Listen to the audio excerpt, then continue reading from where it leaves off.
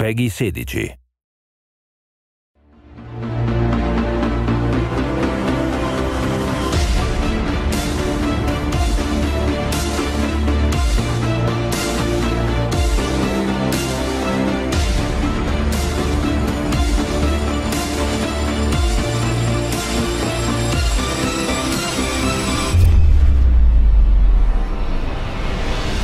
Infinite Crisis is kind of my dream project in that it is a world where you can take all the DC heroes you knew and love and you can see their twisted reflections, their dark mirrors, their idealized versions, all of them on the same page. It is the most broad, open-ended set of universes in any comic universe, especially since the introduction of the multiverse and the Elseworlds. There really are very few things that we can imagine and think of that can't be contained inside the DC universe.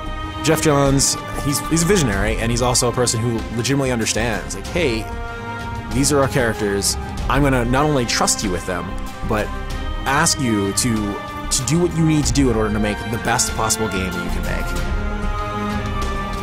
I feel like DC has become absolutely integral to just the experience of the game, because without the DC multiverse, this just doesn't work.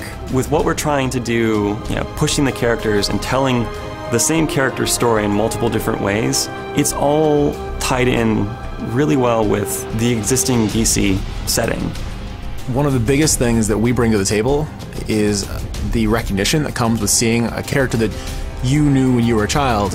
When you take these characters that are larger than life and you put them in a game, seeing Batman, seeing Wonder Woman, these characters are people that resonate with you in a way that really a lot of other characters from most other mobile games cannot.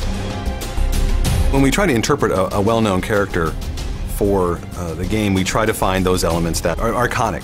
So when you take someone like Green Lantern and his constructs, he can imagine and create anything.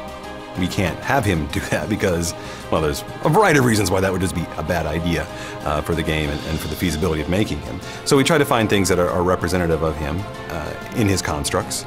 So he summons a giant jet and throws it at you, and that, of course, represents his sort of backstory as being that test pilot. We're always looking for ways to incorporate DC history and lore into the game in ways that make sense for a competitive environment. And one of the ways that I'm really proud of and what we've done that is through the artifacts. Now, these are the items that players will be acquiring from the Artifact Foundry through the match.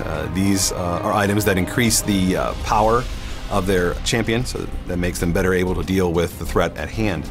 And each of those items is named after an item from DC history.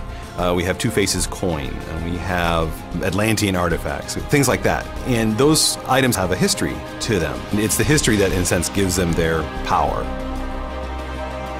The multiverse is our license to do almost anything we want, and I'm really excited by it. Being able to make a alternate universe version of Superman, specifically one that DC hasn't even explicitly made yet, is very exciting.